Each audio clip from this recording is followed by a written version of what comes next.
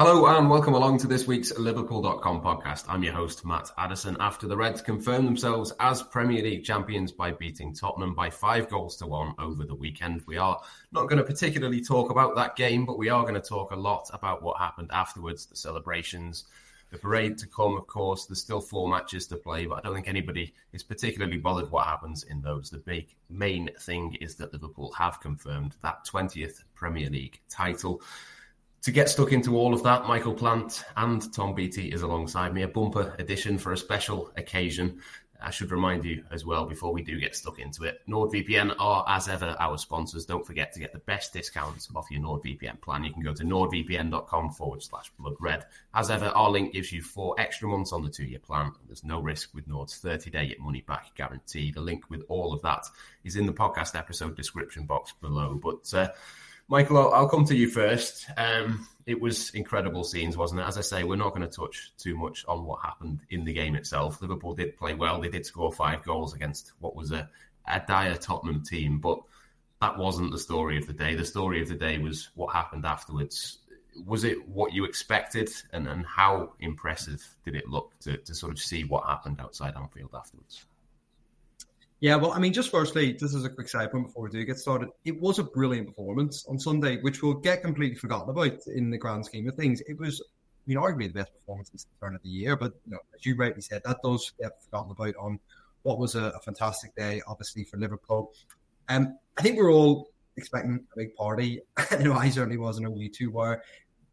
Even I was taken aback at just how vociferous the celebrations were, just how jubilant the fans were outside the ground. And it was, I wasn't at Anfield, but just seeing on TV, it really was incredible that so many fans turned out to celebrate. And in some ways, it's not a surprise. We know that fans have waited 35 years. You obviously being big Liverpool fans have waited your whole life for a day really like that, and there's so many fans.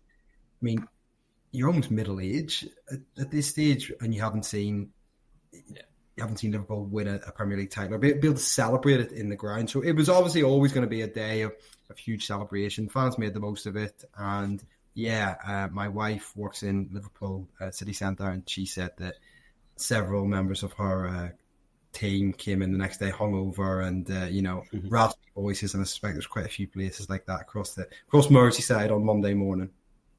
Yeah, I think Liverpool as a city does that as well as anywhere, really. These big events, we've had loads of things across the last few years, but this really felt like one where the whole city, not the whole city, obviously, there's certain proportions of blue people who possibly didn't enjoy it quite so much, but you know what I mean. It kind of felt like everybody across the city, certainly those who dared to venture outside, were certainly enjoying themselves and making the most of it. Tom, we've just briefly discussed it before we came on air to talk about it on the podcast, but one of the best days that you'll have as a Liverpool fan, and it was unique as well, wasn't it? We're probably not going to have a circumstance quite like that ever again. So, yeah, talk us through how you enjoyed it, where you were, what happened, and your kind of emotions on the day. It was just brilliant, and it was everything you could have dreamed of and more, really. Obviously, like Michael alluded to there, it's been 35 years in the making. I'm 28 in the summer, and we've waited all this time, obviously, to see Liverpool win a league title inside the ground. And I guess we were lucky, obviously, in midweek, the Palace game basically went, the way Liverpool fans probably would have liked on the whole. And we got that chance then to see ultimately what we did at the weekend. And yeah, there was just that outpouring of emotions, and you see the footage, in the stands, people were emotional, hugging their mums and dads, the brothers and sisters. And it was that kind of occasion, weren't it? I think as soon as that final whistle blew, as great as the performance was, it was just mesmeric, weren't it? And I think the scenes will live with me probably for the rest of my life in some ways. And we said before coming on air, obviously, the scenes after the game as well. I was there with my brother and my dad, and we've waited all this time to kind of see this. And the city comes alive, like you said, just before, Matt. It really does for these big kind of garland occasions. And we saw it for the Champions League in 2019, but I think this is even bigger. It seems to be like I say, an outpouring of emotion. You know, I was in that crowd, and you know, there was probably thousands outside of Anfield.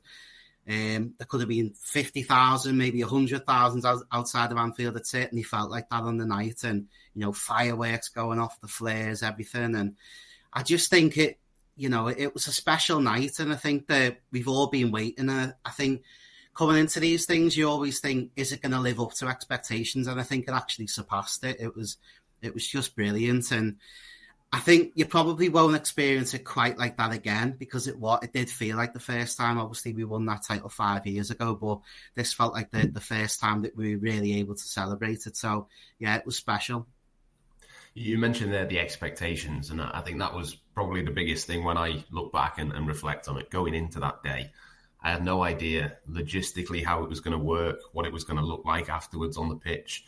You know, were the players going to do a lap of honour? We knew that they weren't going to do the trophy lift and all of that kind of thing. That comes after the Crystal Palace game at the end of the season. But I wasn't quite sure what to expect. I had an expectation that it was going to be a really good day, but it didn't really feel like something that you went into normally knowing exactly the order of what you're going to do. If you go to Anfield as a fan, you know your match day routines. I'm sure a lot of those things would have been disrupted just because there were so many people in the pubs that people normally go to that you couldn't get in there. There was, you know, fans everywhere. There just seemed to be so many people, you know, after the game, as you mentioned it took me about half an hour to get from one side of Anfield to the other, because there was so many people there. You couldn't move. There was, you know, people climbing on roofs. There was people everywhere. It was just a surreal moment, really. I can't quite put into words quite how different it was from what I expected, but not different in a bad way. Different in just kind of no one knew what to expect, and this was the kind of outpouring of emotion. I mean, Michael, I know you've covered, obviously, City and United, probably not Manchester United in a time when they've won a title, but certainly a good number of Manchester City ones. It is a special moment when you do it for the first time, isn't it? And it definitely was that for Liverpool the weekend. Yeah, and the comparison with City, you know, I covered the last 3 City titles, and they were very different.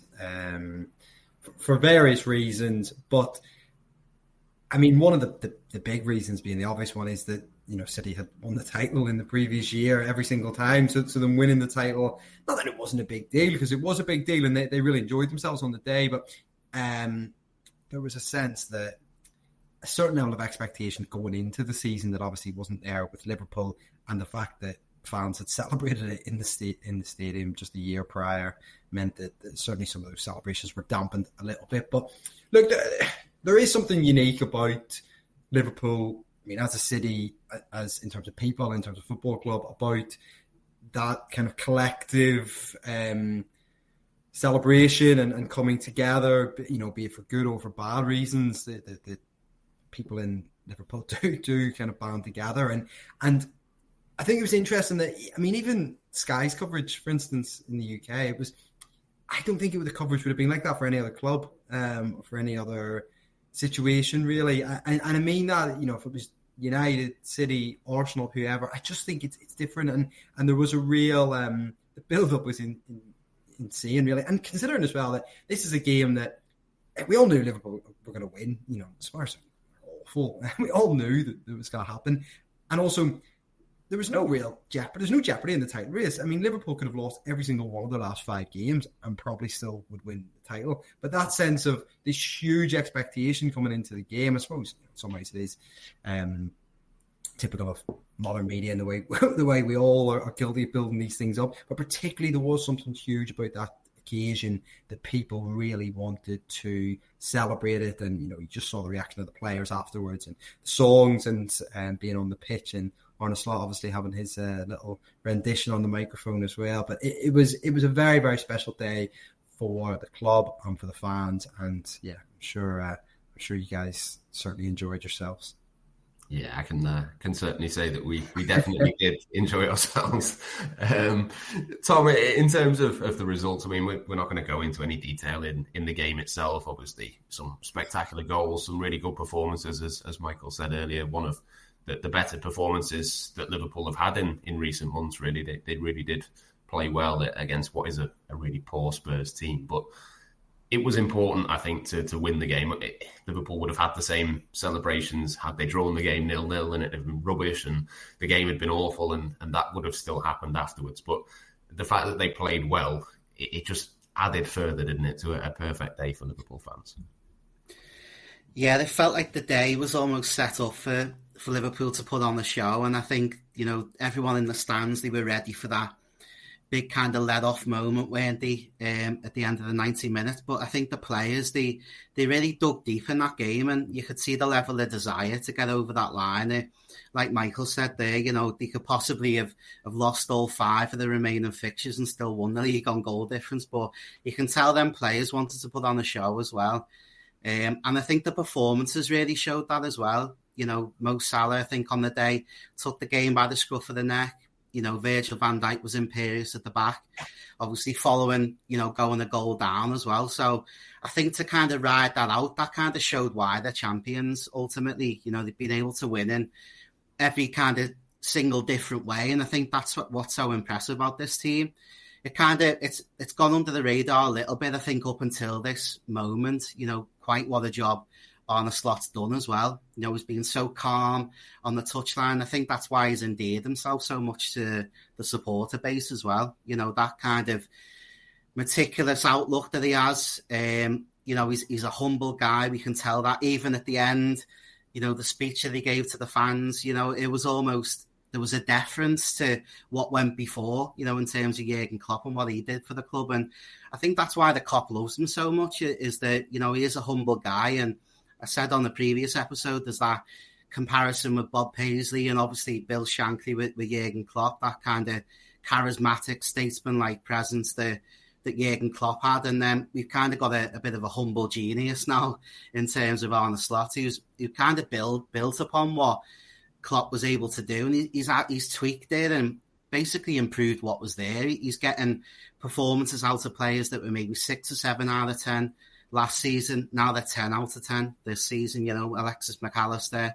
Ryan Gravenberch, players like that. They've really come on leaps and bounds, I think, this season. And I'm really excited now to see what's to come. And I think Liverpool are in a really good position. And we've said on previous shows that possibly they've got to add a couple more bodies in there. But I think Liverpool are in a great spot now. Yeah, it's important, I think, to talk about Arne Slot, Michael. He's a manager who's come into what most people thought was an impossible job to replace Jurgen Klopp. I know Gary Neville has said it about 300 times a week since Jurgen Klopp was going to leave, that Liverpool were clearly going to drop off a cliff and be terrible, and Manchester United were going to overtake them. But for him to come in and do it so seamlessly, I think is a real testament to obviously him as a manager and the quality that he's got, but also I think to what Liverpool have done in the background as well, because I'm more than happy to admit I had no idea who Arne Slot was when his name first emerged as the leading contender. He was someone that Liverpool had obviously looked at for a long time. He was someone that had been linked with the Premier League before because he had talks with Tottenham and possibly 1 or 2 other clubs that had been interested in him as well. But for him to come in from Feyenoord to Liverpool, and he's not been a manager for that long, it's only sort of 5 or 6 seasons that he's done now, including this one with Liverpool, to come in and do that. I mean, that is a remarkable achievement, isn't it? Just to be that seamless. And yes, he took on, obviously, a great group of players, and Jurgen Klopp left behind a great situation for him to take on to the next level. But it really isn't as simple as that. Yeah, and I think that Tom mentioned it well there. There's no arrogance to Slot. He came in, he was so immediately willing to step into the structure that was already there. How many managers come in and essentially don't sign any new players for the squad? It is almost unheard of. And for him to look at it, set aside, I mean, he doesn't have any ego, but to set aside any kind of ego or arrogance and say, okay, I'll just work with what I've got. Yeah, no problem at all. And, we talk about the fact that he's tweaked things. I thought it was really interesting at the weekend that both Salah and Gakpo mentioned in interviews things that Slot has changed in their game, the big one being for Salah to defend less. And it's funny because certainly at the start of the season, the talk was, he's added a little bit more control in midfield, but by and large left it, what Slot had kind of what Jurgen Klopp had left him. He's just built upon it. But I think he's made so many subtle changes here and there that actually this team is really actually completely different and better than the side that he was left by Klopp at the end of last season. And I think that in some ways Sunday did sum it up, because the midfield control was ultimately what led to Liverpool's dominance over the game. I thought the three midfielders were just all absolutely outstanding. McAllister in particular. But even, we talk a lot about Salah and his contribution, but even Diaz and Gakpo, I thought were excellent as well. I thought Curtis Jones was really good when he came on. So yeah, overall, no one could have just envisaged how brilliant a job he was going to do, and it is testament to the structures that Liverpool and FSG have put in place for many, many years. And while you may not have known of Arne Slot, I did, because I actually was at an Arne Slot press conference probably about 5 or 6 years ago when he brought his AZ Alkmaar team to Old Trafford. So I can't remember anything distinctive of it, but yeah, so I can say I was at an Arne Slot press conference long before he was Liverpool manager. Yeah, he's done such a good job, hasn't he, Tom? He's been so impressive for Liverpool. But I think, just to come in and be able to deal with being at such a big club, I think that's something that Liverpool have obviously assessed and seen within his character, that he's been able to do that. But until he actually does it, you never quite know what it's going to look like. But I think that was probably the bigger worry for me, rather than the football side or how good he is as a coach. You can kind of look at those things, but to come to a club as big as Liverpool can be a daunting prospect, to go into a dressing room and work with a level of player. Even probably the worst players in the Liverpool squad are probably at least at the same level as the best players that he had at his previous club. To make that step up for him, I think has been impressive as well. Yeah, it's been brilliant, and I think it goes back to I think it was Alex Ferguson who first said that a team was often a reflection of the personality of a manager, and I think that's certainly the case with this Liverpool team. It's so controlled, so measured, and I think that's what he's brought in the dugout this season. He's able to take a step back, maybe assess the situation, change things in games at times, and I think that humility that I mentioned before really shines through with him as well. And I think it was interesting, Michael said about the press conference there, it's almost his personality doesn't jump off the page in terms of what he says in them press conferences, but you can tell everything he says in that dressing room must be meticulous. It's well planned. And I think every performance seems to be, orchestrated in a sense. And I think that's the biggest credit I can give to him, really. And I think you can really see that in the performances so far this season. And, it's been incredible to watch. And like you said there, I imagined when he came in, because I was the same, that I hadn't really heard of him, to be honest. And I was quickly having to do kind of my background checks on him, which I never thought would be the situation with a successor to Jurgen Klopp. But that was the case, wasn't it? I didn't know much about him. I'd heard of him. Obviously, he'd won the League final. But I think over the night, it was kind of, you were trying to work out what kind of character he was going to be. But it's a masterstroke from the background team at Liverpool as well to pick him out and pick out a character that fits this group so well as well. You've got to give credit to, obviously, Richard Hughes and Michael Edwards. I think that's the best masterstroke they've been able to pull off when this partnership's been put back together in the past year or so. I think obviously getting them contracts over the line as well, that's been a kind of a side plot that Slot has had to deal with in terms of press conferences, maintaining levels of performance. And there's never been that question mark, really, has there, in terms of, the performances on the field. They've never dropped. And I just think it's been such an outstanding performance. I think probably the best performance from a manager who's come into English football in his first season. Obviously, Ranieri had done a couple of years at Chelsea, so I probably wouldn't count him. But, that Leicester season. But I think maybe Jose Mourinho is the one that jumps out to me, the 2004-05 season. That's probably the only one where I feel a manager's come in. He's kind of taken the club on and taken them to new heights. And it's just incredible to see. And I felt really lucky as a Liverpool supporter to witness that this year. And I think he's forever going to go down as a legend for what he's done in this first season. And like I said before, I'm excited to see what's to come now. Yeah, there's definitely still a lot more to come. He's obviously going to enjoy this for a week or so, maybe a little bit longer. But I think after that, the focus will very quickly switch to next season. Obviously, a big summer and everything that's happened. And he's already, made a big difference to a lot of these Liverpool players. There's obvious ones, Michael, in terms of Salah and Van Dijk and probably Ryan Gravenberch as well. But are there other players as well that you think have been key pillars of this Liverpool title win? You mentioned how good Alexis McAllister was. He was excellent last season, but has done that again this season. It almost, to me, doesn't feel like there's particular ones. It's pretty spread out across that first probably 14 or 15 players that Arne Slot has used. But are there particular names that you think are particularly worthy of praise for this season's work? Yeah, I mean, I think Salah, Van Dijk, Gravenberch are obviously the big three on as much as anything, they've played every single game in the Premier League this season. They're the three obvious ones, I think. But, I mean, Addison, there have been a couple of games where he saved Liverpool a little bit. I remember the West Ham and the Wolves games, particular at Anfield in the last couple of months. He made some outstanding saves in them. Particularly that Wolves game, I think that came in the back of the Villa draw. And if they suddenly drop points in that game, you never know. And morale and momentum and everything can be impacted. Listen, Kanate as well is another one who I think's been outstanding when he plays alongside Van Dijk. He's up there now, I think, really in the top 4 or 5 centre-backs in the league, isn't he? Alongside probably the two at Arsenal. Struggling to think of any others off the top of my head. But yeah, he's had an outstanding season as well.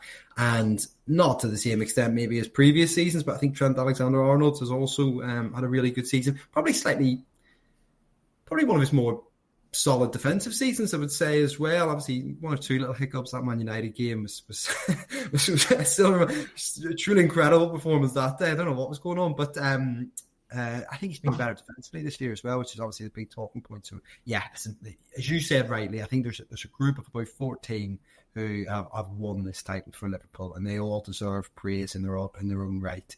And it's been such a remarkable team performance throughout the campaign. Yeah, it's really exciting as well, isn't it? I'll come back to you on this one in terms of the summer. It feels like there's a couple of really obvious places for Liverpool to improve, which, I mean, if they win the last 4 games, they're going to end up on 94 points, which is at least 2 more points than Manchester United have ever got in a league title winning season. So it's not a bad place to start from. You managed to shoehorn that one in. I've written that into about 4 or 5 pieces in the last couple of days. I'm nicking that one. I'm having that one. My pieces. But yeah, it feels like a pretty good starting point, doesn't it, Michael? Yeah, and I think it's really important. I've said this a couple of times. I think I might have said in the last time I was on the podcast. It is important to end the season strongly. I don't think you want to just kind of not limp over the lines, we're already over the line, but to just let the season peter out. A couple of disappointing performances. I suspect Sunday will not be up to their usual standards in truth. But after that, I think the 3 after that, it's really important that they end the season strongly. I've said this to you a couple of times. I can envisage a scenario where Man City end the season strongly, win the FA Cup, Arsenal get the Champions League final, maybe whether they lose or just miss out. And suddenly there's real momentum behind those 2 teams going into the summer. Liverpool don't want this season to peter out. And suddenly, I don't think anyone would look at Liverpool and think, oh, well, that's not a project I want to join. But they want to say to everyone going into the summer transfer market, we are the team you want to join. Look, we finished on 94 points. Salah's broken all these records. I think it's important that they end the season strongly. And look, it's going to be a big summer. There's going to be plenty of places that they are going to have to look to, I think, add a little bit of quality to, despite how good the team is, but also add depth to, as we've touched on a lot. And yeah, it's going to be, look, I don't want to turn it into a summer transfer conversation, but I think it's going to be a really, really intriguing and interesting summer to cover, I think. Yeah, absolutely. I think there's going to be a little bit of movement. It's not going to be wholesale, sign a whole new team or anything like that. It doesn't need to be that, but I do think there is a couple of obvious places, probably starting at number 9 and swiftly moving on to left back as well, which I think would be the first couple of bits for me. Obviously, again, we don't want to turn this into a transfer topic podcast, but we'll, I'm sure, talk about that a lot over the course of the next few weeks and obviously all throughout the summer as well. But just to continue the theme of individuals playing well within this Liverpool team, Tom, is your player of the season Mohamed Salah? And if it is, then who else have been in your top 3 or 4? Yeah, he's got to be the one for me. 28 goals in the league this season, and he's been, the talisman really for Liverpool, hasn't he? Whenever the chips have been down, he's been the guy who's been able to step up and get Liverpool them big goals. And I think that Spurs performance was kind of one of the standout performances of the season for him as well. Obviously, he got that goal. He's been on a little mini drought, if you like, coming into the game. But yeah, he silenced his critics, really, didn't he, with that goal? And yeah, just another performance where he was able to drag Liverpool over the line, and they went a goal down, but he was always the guy who was able to kind of come up with an assist or a goal later on in that game. So he was incredible there. But yeah, I think Ryan Gravenberch's got to be in the conversation as well. I think we've mentioned him on previous shows. He's been an ever-present, like Michael touched upon before, and to get himself into that conversation as a young player who's come in, obviously. His first season, he went under the radar a little bit, didn't he? He was a bit of a bit part player, but he's really worked his way into this well. And to kind of, come out of the summer where there was so much conversation about Martin Zubimendi coming into the season, he's kind of dampened down that noise really well. He's blocked that out and he's become an integral member of the side, hasn't he? And you can't really see a Liverpool team without him now. And I think that's the biggest kind of credit I can give him for his performances so far this season. He's just been incredible in that number 6 role. I think Alexis McAllister as well showed everything that's good about him as well in the Spurs game. Obviously that goal, he scored one against Fulham that was similar as well, that he mentioned in his post-game interview as well. And he's always been he's a big game player, and I think he's possibly one of the best midfielders in the league at the moment, I'd say, on current form. He's been incredible. And then I think, there's a couple of players I've probably mentioned as well. Virgil van Dijk, obviously, a captain's performance at times. We saw the other week there was a winner as well. I think it was up against Wolves, wasn't it? At home, Liverpool maybe didn't need the victory looking at the maths now, but it certainly felt like a major marker in the season to get that goal. And he's been a player who's always stepped up for Liverpool this season as well. And then obviously the 2 goalkeepers, I kind of want to give a mention to them as well. Obviously Addison, he's been incredible, like Michael said there. He's saved Liverpool a couple of times this season in them big matches. But I think Kelleher as well, certain games, I think he's played 10 league games in all. He's going to get himself a Premier League medal, and I think it's very much deserved as well. Obviously, there was one mistake in there, the Newcastle game, but other than that, he's been absolutely peerless in terms of his performances. I say peerless, he's probably the only one who comes close to him in the league for me this season is Addison. So he's very unlucky, isn't he, in that respect? I think he could start for pretty much every team in the league. I watched Arsenal up against Palace, obviously, last week, and you look at David Raya there and you think possibly Kelleher's the better one out of the 2 for me. I think he's got more to his game, his passing game. He really fits with Liverpool need really well. So I think he's been unlucky in some ways to not start more games, but then you've got the best goalkeeper in the world waiting in the wings as well. So, yeah, I think they're possibly the players that I'd pick out for this season. And then, the ones that we've mentioned as well in previous shows, Gakpo and Diaz as well, that role share that they've done on that left-hand side, they've been excellent as well. And maybe they've gone under the radar a little bit, but their numbers have been fantastic as well. So I think all round it's been an incredible showing from Liverpool, and a lot of credit has to go to the manager as well, of course. Yeah, I think Cody Gakpo would be right up there, obviously, aside from the obvious 3 or 4 that everyone will pick out from this season. I think Cody Gakpo's had a really good season. His numbers are starting to look a little bit better, and it seems so obvious that you play a player in his best position and suddenly he looks a lot better than what he did in previous times. But again, I think Arne Slot, just to go back to him, I think he deserves a huge amount of credit for making that decision and being, clear. He's obviously got Luis Diaz. Diogo Jota can play on the left. There's probably an argument that Darwin Núñez has showed some of his best football across the 3 years at Liverpool when he's played on the left as well. But, he had all of those strong options and even then has refused essentially to play Cody Gakpo down the middle, which I think has worked really nicely for him and almost unlocked a different side of his game, really. But just to finish, I'm going to ask you both the same question. Michael, I'll come to you first, and then Tom, you can jump in afterwards. But was there a particular moment for you two when you knew that Liverpool were going to win the Premier League title this season? Or is it just one of those seasons where it's gradually been chipped away at? I think for me, certainly since sort of Christmas time-ish, when Liverpool went to Tottenham and scored 6 and won 6-3, that was an impressive performance. There's no specific game for me, but Christmas time-ish, I thought this is going the right way for Liverpool. But was there a particular moment for you guys, or was it a bit similar to me, where it's more of a gradual process? It was definitely that December period. You're right. I mean, maybe when they beat City in December, I didn't think it was done then, but I really thought they were going to be a force to be reckoned with, and it was going to be very difficult for anyone to catch them. That's the game that kind of jumps out to me, really. And then they had that run in February. Do you remember where they had like 5 Premier League games, and was it like 15 days, something mad like that? That was a really, really pivotal part of the season. And they did drop points. I think it was Villa. I think they won the other 4. That was a hugely important period of the season in my eyes. Yeah, I'd agree with Michael. I think that February period was major for Liverpool, riding that out. And obviously, I think coming into that, there was always that question of whether Arsenal were going to chip away at that lead, and to kind of keep them, away from that at that point of the season. I think that was, a major milestone in the campaign. That run of games, obviously the Villa draw that Michael mentions, but then going away to City and winning 2-0 felt like a massive marker in the season as well. Obviously, they weren't really in the title conversation by then, but it always felt like a game that could become tricky for Liverpool. It felt like a game where City were going to raise the game for that one as well. So to come away with the win there and do the double over City felt like a major milestone in the season. And then I think Newcastle at home as well was big, to be honest, the 2-0.